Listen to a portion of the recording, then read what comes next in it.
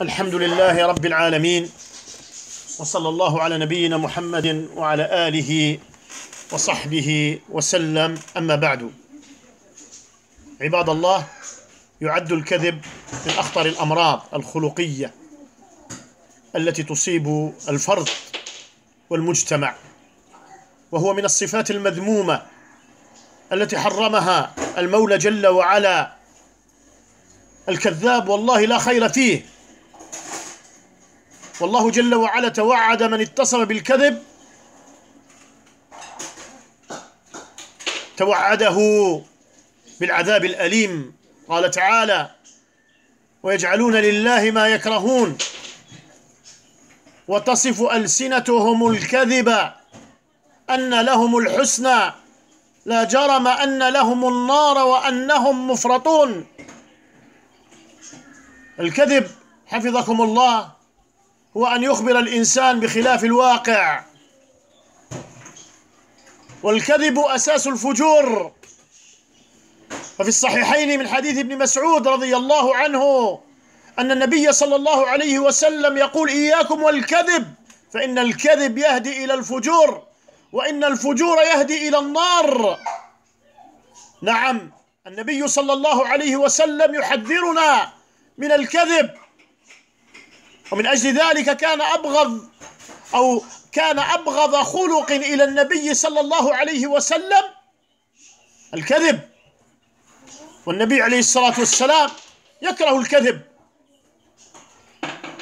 فعن عائشة رضي الله عنها قالت: ما كان خلق أبغض إلى رسول الله صلى الله عليه وسلم من الكذب، ولقد كان الرجل يحدث عند النبي صلى الله عليه وسلم بالكذبة فما يزال في نفسه حتى يعلم أنه قد أحدث منها توبة. وقد توالت في الآونة الأخيرة نشر بعض الافتراءات من بعض الذئاب، من بعض قطاع الطرق. نعم، نشر الافتراءات والأكاذيب، وخاصة مع انتشار وسائل التواصل التي استعملها البعض في نشر الشر، ولا حول ولا قوة إلا بالله. نعم، نشر الافتراءات والأكاذيب على العلماء والدعاة السلفيين الصادقين. نعم، ولا حول ولا قوة إلا بالله. أصبح ديدنهم هو الإسقاط والتشويه. أين الخوف من الله جل وعلا؟ أين هو الخوف؟ وإذا كنت ناقل فانقل بصدق. أين هو الصدق؟ هل هذه هي الرجولة والشهامة؟ قبح الله وجوهكم. نعم، قبح الله وجوهكم. نعم، نحن منهجنا واضح والحمد لله، اتباع الكتاب والسنة وما عليه سلف الأمة، ولا ندعي العصمة، لا والله، نخطئ ونصيب ونستجيب لنصائح العلماء والمشايخ الربانيين، مشايخ السلفيين. نعم، اسمع ماذا فعل هؤلاء الرويبضة قبحهم الله جل وعلا. اسمعوا، والله عندما بلغني هذا الخبر استغربت، وقلت في نفسي: السلفي يخشى من الله جل وعلا ويخاف من المولى جل وعلا. وقلت بأن هذا ليس من صفات السلفيين أبدا. نعم، مؤامرة يا عباد الله، مؤامرة يا عباد الله، خطيرة جدا جدا جدا، لا تصدر إلا من شخص لا يخاف من الله جل وعلا، لا تصدر من شخص لا يخشى المولى جل وعلا. والله لا تصدر من سلفي. السلفي بعيد عن هذه الأمور القبيحة، ولا حول ولا قوة إلا بالله. اسمع معي لهذه القصة ولا تتعجب، فإنها الحقيقة. شخص يتصل على شيخنا ووالدنا حسن البنا، يتصل عليه من فرنسا ويقول له: يا شيخ، أنا أبو إسلام. ثم بعد ذلك يصرخ كالطفل الصغير ويقول له: زكاني الشيخ ربيع، زكاني الشيخ ربيع، زكاني الشيخ ربيع. ثم قطع المكالمة.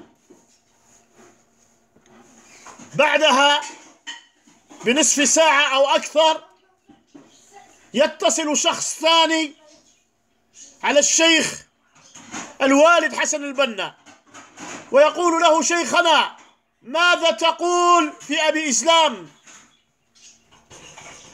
فالشيخ بارك الله فيك بعدما أساء الأول الأدب معه وكلمه بهذه الطريقة، نعم، ماذا تنتظر أن يقول الشيخ؟ وماذا تريد أن يقول الشيخ؟ هل يقول أبو إسلام على الخير وأعرفه ومنهجه سلفي وهو على الجادة ورجل صاحب أخلاق؟ لا والله، الشيخ كان غاضب فقال لهم: لا أعرفه ولا أزكيه. لا إله إلا الله محمد رسول الله، لا أعرفه ولا أزكيه. والشيخ له الحق في ذلك. لو كنت مكان الشيخ لقلت نفس الكلام الذي قاله. رجل يتصل به ويقول له: شيخنا، أنا أبو إسلام، زكاني الشيخ ربيع، زكاني الشيخ ربيع، زكاني الشيخ ربيع. ثم بعد ذلك أقطع المكالمة. ماذا تنتظر من الشيخ أن يقول؟ ماذا تنتظر؟ ولكن هؤلاء حضروا إلى هذه الطبخة، مؤامرة، ولا حول ولا قوة إلا بالله. شياطين إنس قطع الله ظهورهم، قسم الله ظهورهم وأشغلهم بأنفسهم. هؤلاء لا خير فيهم، لا خير فيهم. اسمع أيها المتكلم وأيها الناشر الذي نشرت، والله إني قمت في الثلث الأخير من الليل ودعوت عليكم، دعوت الله جل وعلا أن يرينا فيكم يوما، دعوت الله جل وعلا أن يشغلكم بأنفسكم وبأولادكم. دعوت الله جل وعلا أن يشغلكم بأمركم، وأن يجعلكم عبرة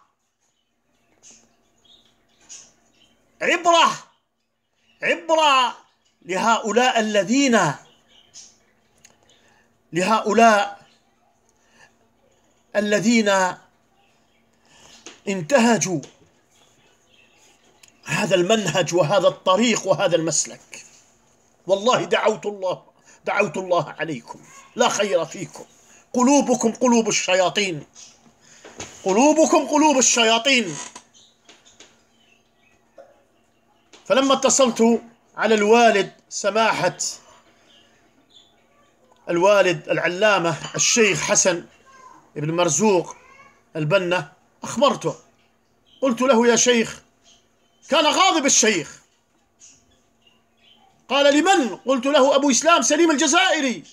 يا أبا إسلام، قلت له: اسمع مني يا شيخ، اسمع مني يا شيخ، بارك الله فيك، اسمع مني بارك الله فيك. أنا بلغني هذا الكلام من أحد الأخوة من المغرب، جزاه الله خير، نبهني لهذه المسألة، وأنا لم أكن أعلم أن السمعية قد نشرت، لأن هؤلاء أخذوا كلام الشيخ ونشروه حتى يشوهوا سمعتي. اسمع مني يا شيخ. فقلت له: والله يا شيخ لست أنا ذاك المتصل، والله لست أنا ذاك المتصل، ولست أنا ذاك الذي قال زكاني الشيخ ربيع، وأنت تعرفني من زمان يا شيخ، تعرفني من مدة. اسأل عني الشيخ ربيع، اسأل عني مشايخ مكة ومشايخ المدينة. أنا كبير في السن، كبير في السن، بعيد عن هذه الأمور. وقلت له: يا شيخ الرجل تزكيه أعماله وأقواله يا شيخ. فقال لي الشيخ: صدقت، صدقتك، والكلام مسجل وسينشر بإذن الله جل وعلا. صدقتك يا أبا إسلام. قلت له: تعرفني من مدة يا شيخ؟ قال: والله إني أحسن الظن بك يا أبا إسلام، والله إني أحسن الظن بك.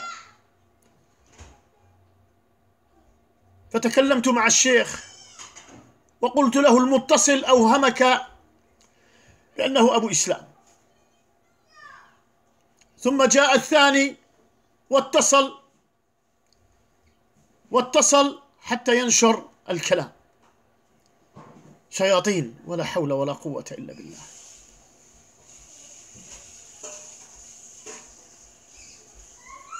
انتهى الاتصال بيني وبين الشيخ حسن البنا، وشكرت الله جل وعلا، شكرت الله جل وعلا على أنه بين وفضح هؤلاء.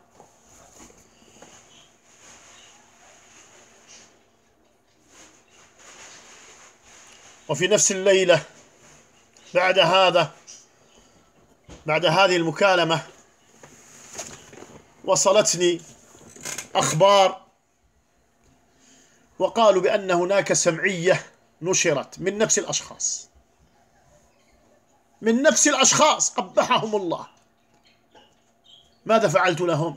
الله تعالى أعلى وأعلم. من نفس الأشخاص اتصلوا على الشيخ أزهر سنيقرع، أيضا نفس الشيء، بارك الله فيك، ذكروا له بعض الأمور. وبعدها الشيخ أجاب بما يعلم، وذكروا له قصة حسن بن عبد الوهاب البنا، وأني يعني قلت بأن الشيخ يعرفني والشيخ زكاني إلى غير ذلك. أنا لم أقل بأن الشيخ زكاني، لكن هذه التزكيات منشورة على الموقع، موجودة على الموقع، نشرها الذي يشرف على موقعي، الذي يشرف على الموقع، على موقعي، بارك الله فيكم. والإنسان دائما تزكيه أعماله وأقواله. نعم. أما أني قلت أن الشيخ يعرفني، نعم، أنا دائما متواصل مع الشيخ حسن ابن عبد الوهاب البنا حفظكم الله، ولي لقاء معه، كان لي لقاء معه قبل شهر، طلبت منه نصيحة لأهل فرنسا،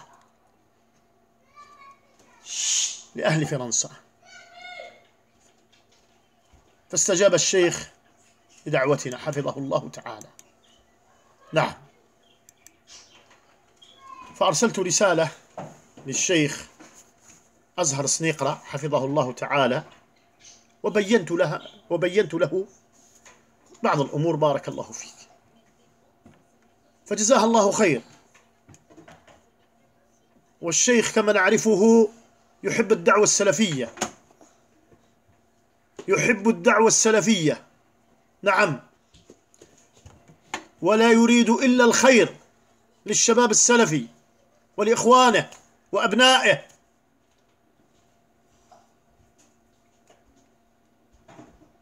فكان جواب الشيخ: وعليكم السلام ورحمة الله وبركاته.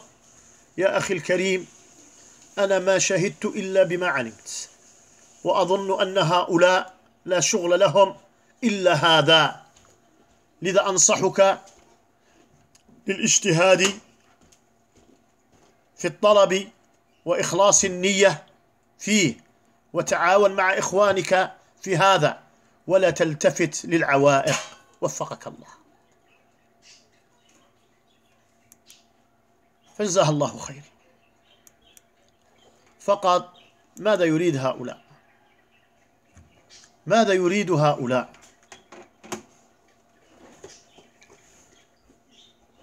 الذي يعرفني يعلم أني من المحبين والمدافعين على الدعوة السلفية وعلى علماء هذه الدعوة المباركة،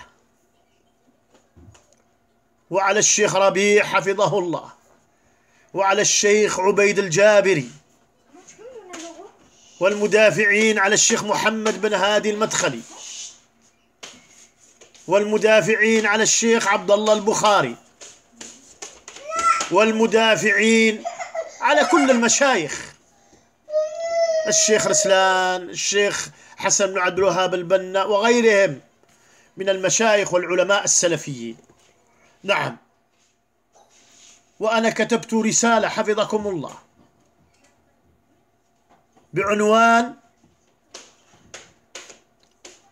بعنوان الثناء العطر البديع من العلماء الربانيين على حامل لواء الجرح والتعديل الشيخ ربيع. نعم، وكلما سافرت إلى مكة أو إلى المدينة حفظكم الله إلا وزرت المشايخ هناك والعلماء.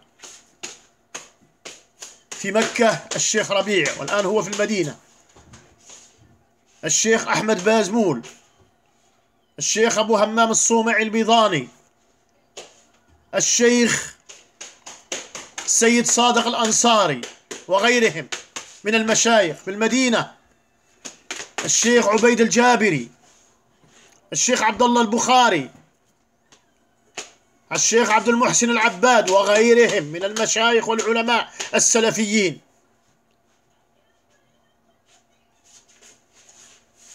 ماذا تريدون؟ ماذا تريدون؟ لماذا تريدون إسقاطي؟ بارك الله فيكم. إذا كانت لي أخطاء فأنا والله رجاع إلى الحق.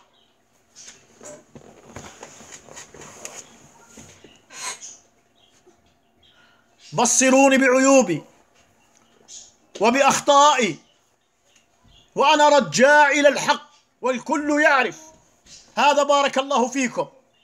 أنا والله لا أريد شهرة،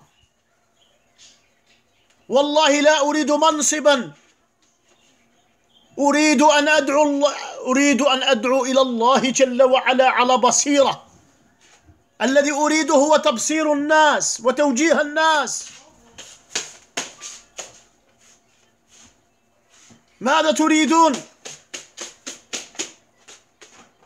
ماذا تريدون؟ نحن نعيش في ديار الكفر،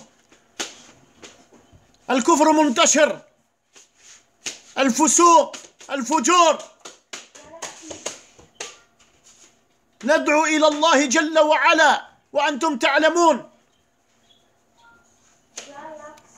تعلمون أن فيه مضايقات كبيرة علينا، وخاصة على الدعاة السلفيين. وليومنا هذا في فرنسا يريدون إغلاق المساجد السلفية. ماذا تريدون؟ قبحكم الله يا قطاع الطرق، ماذا تريدون؟ ألا تتقوا الله جل وعلا؟ ألا تتقوا الله جل وعلا؟ والله هذا ليس من السلفية، والله هذا جنون، والله ما تفعلونه فجور. اتقوا الله، اتقوا الله فينا. واتقوا الله في الدعوة السلفية. اتقوا الله، اتقوا الله.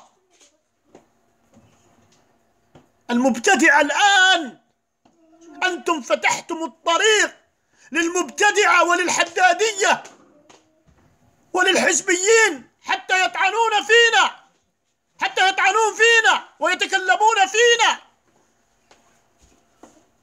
فتحتم الطريق حتى الآن أصبحوا يقدحون في الدعوة السلفية. اتقوا الله فينا، اتقوا الله في المشايخ وفي العلماء. فأنا أنصحك أيها الناشر، وأنصحك أيها المتصل، وأنصحك أيها المشارك، وأنصحك أيها الموافق لما فعله هؤلاء بالتوبة النصوح، التحلل من أعراض من اتهمتهم زورا وبهتانا، من تأمرت عليهم قبل أن تقف بين يدي الله جل وعلا، قبل الوقوف بين يدي الله يوم لا ينفع مال ولا بنون إلا من أتى الله بقلب سليم. واعلم أيها الناشر وأيها الناقل وأيها الموافق وأيها المتكلم أنه ما يلفظ من قول إلا لديه رقيب عتيد، وجاءت سكرة الموت بالحق، ذلك ما كنت منه تحيد، ونفخ في الصور، ذلك يوم الوعيد، وجاءت كل نفس معها سائق وشهيد. لقد كنت في غفلة من هذا فكشفنا عنك غطاءك فبصرك اليوم حديد. نعم، اسمع ماذا يقول الشيخ ربيع حفظه الله تعالى: وقد يشاركهم أهل الأهواء في هذه الكراهية، فما على أهل الحق إلا أن يتخذوا الأسباب المشروعة لتحقيق هذا الوعد، وهذا أمر لا بد منه. نعم،